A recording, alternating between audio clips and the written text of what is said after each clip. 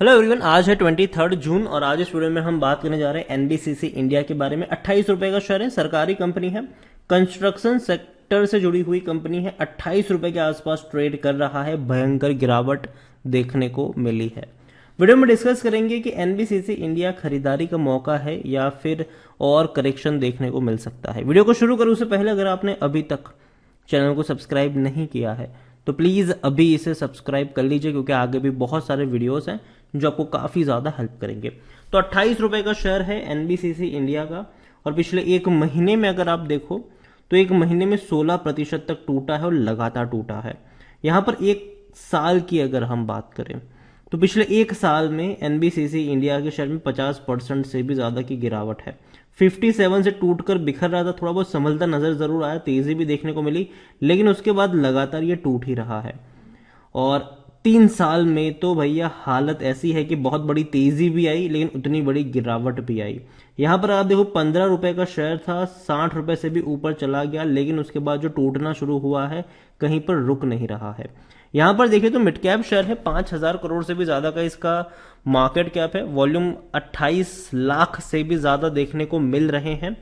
Promoter के पास अच्छी खासी होल्डिंग है, 61.75% की होल्डिंग है। प्रमोटर कौन है? सरकार है।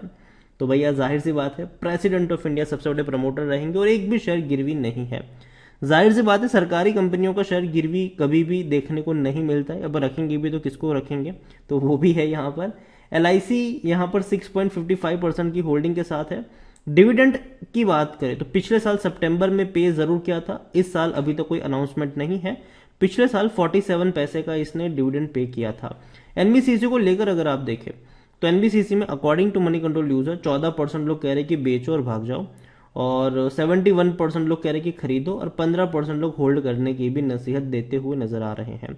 कंपनी के रेवेन्यू में डेफिनेटली बढ़ोतरी जरूर हुई है फाइनेंशियल ईयर 2022 में, लेकिन उससे पहले के 3 साल अगर आप देखें तो लगातार इनके रेवेन्यू कम हो रहे थे। 10,000 करोड़ का रेवेन्यू 8,000 करोड़ पर आ गया था, फिर 6,832 करोड़ रहा, लेकिन अब तेजी जरूर आई है, 7,690 करोड़ का रेवेन्यू देखने को मिला है। और जहां तक बात करेंगे प्रॉफिट्स की तो प्रॉफिट भी स्टेबल है पिछले 2 सालों से। कोविड के वक्त प्रॉफिट 100 करोड़ से भी नीचे चला गया था, लेकिन पिछले 2 सालों में 236 करोड़ के आसपास का प्रॉफिट संभाले हुए हैं।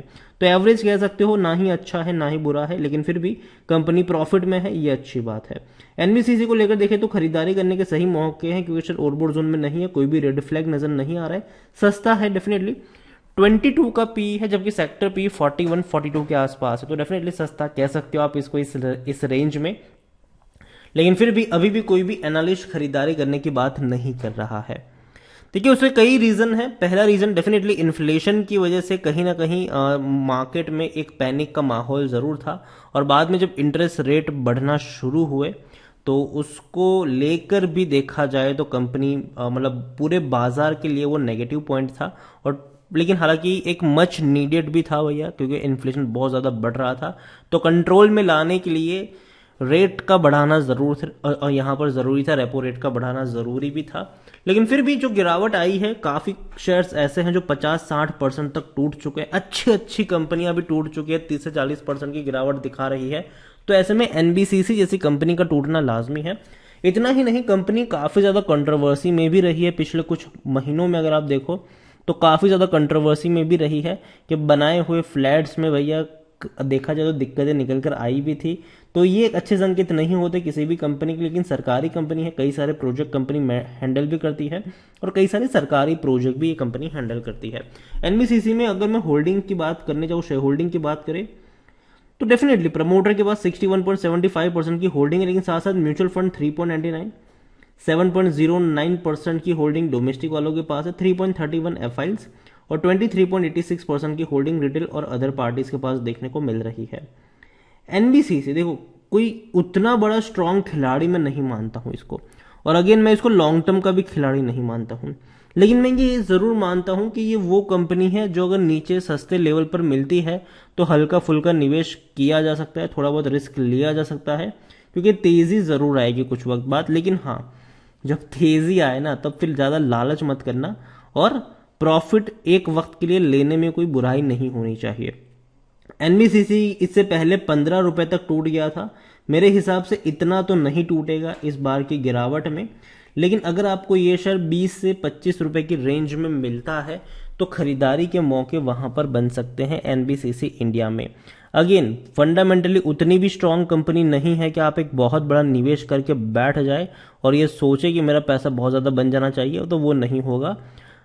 थोड़ी सी वीक कंपनी ज़रूर है, तो अगर आप खरीदारी भी करें तो हल्का फुल्का निवेश करिएगा, बहुत बड़ा इन्वेस्टमेंट भी करने की यहाँ पर ज़रूरत नहीं है।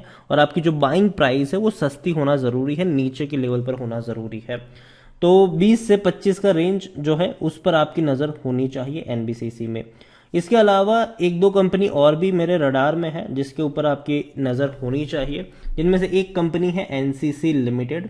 राकेश जी का फेवरेट शेयर है ये, और आप देखें तो यहाँ पर भी भयंकर गिरावट है, 13% तक ये भी टूट चुका है। और इवन एक साल की अगर हम बात करें तो एक साल में 35% की गिरावट है, तकरीबन 100 रुपए के आसपास शेयर पहुंचा था, लगातार टूट रहा है और अभी भी थोड़े और करेक्शन देखने को मिल सकते हैं यहाँ पर एनसीसी लिमिटेड में। 5 साल की बात करें तो ये भी भैया कोविड के वक्त काफ़ी सस्ता मिल रहा था, 17 के करीब मिल रहा था। बाद में ऐसी रफ्तार भी हमने देखी कि 100 के करीब पहुंचने की कगार पे था, पहुंच भी गया था। अब करेक्शन आ रहा है, और इन कंपनियों में जब भी करेक्शन आते हैं तो भैया छोटे मोटे नहीं बड़े ही करेक्शन आते हैं। आप एनसीसी का भी ग्राफ उठा के देख लो, हैवी करेक्शन था यहाँ पर, बाउंस बैक किया, बड़ा करेक्शन आया, बहुत बड़ा बाउंस बैक हुआ, करेक्शन आया, बहुत बड़ा बाउंस बैक आया, वापस टूट गया, अब वापस तेजी आई, अभी और टूटेगा। थोड़ा बहुत और करेक्शन आप यहाँ पर एक्सपेक्ट कर सकते हैं एनसीसी लिमिटेड में भी। और एनसीसी लिमिटेड में राकेश जी का एक बहुत बड़ा इन्वेस्टमेंट है। अगेन मैं आपको ये नहीं कह रहा हूँ कि भैया उनको फॉलो करिए, लेकिन जब सस्ता मिल रहा हो तो रिस्क लिया जा सकता है। काफी लोग बोलेंगे अच्छा रिस्क तो ले, लेकिन कहां पर ले, किस लेवल पे खरीदे।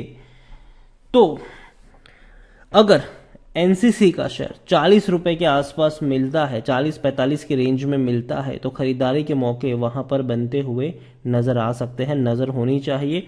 महंगा मिलता है तब लाइन लग जाती है खरीदारी की, लेकिन जब टूटता है सस्ता मिलता है तो काफी लोगों को डर भी लगता है। तो अगेन मैं कह दूं कंपनी बर्बाद होने वाली कंपनियां नहीं है ये। हालांकि इस सेक्टर से जुड़ी हुई कई सारी कंपनियां जो थी वो मतलब कई सारे बिल्डर्स भी जो थे वो भैया काफी हद तक बर्बाद भी हुए हैं कोविड में, लेकिन मेरे हिसाब से पोटेंशियल है इस कंपनी में। लेकिन एनसीसी से ज्यादा मैं कहूंगा एनबीसीसी के ऊपर भी आपकी नजर होनी चाहिए। एनसीसी भी अच्छी कंपनी है, बस शर्त सिर्फ इतनी है कि आपका जो बाइंग प्राइस है दोनों कंपनियों को लेकर, चाहे वो एनबीसीसी हो या एनसीसी हो, कभी भी वो ऊपर के लेवल पर महंगा नहीं होना चाहिए। जब सस्ता हो जाए तो ही खरीदारी के मौके ढूंढने चाहिए। और लॉन्ग टर्म के खिलाड़ी नहीं है ये, शॉर्ट टर्म के ही खिलाड़ी है। प्रॉफिट मिलता है तो प्रॉफिट लेकर एग्जिट भी हो जाना चाहिए। वीडियो को यहीं पे एंड करूंगा, पसंद आया हो तो लाइक करें, शेयर करें, चैनल पर अगर आप पहली बार आए हैं तो प्लीज सब्सक्राइब करें। और एनबीसीसी इंडिया के बारे में आप क्या सोचते हैं वो भी आप मुझे कमेंट में लिखकर बता सकते हैं। Thank you.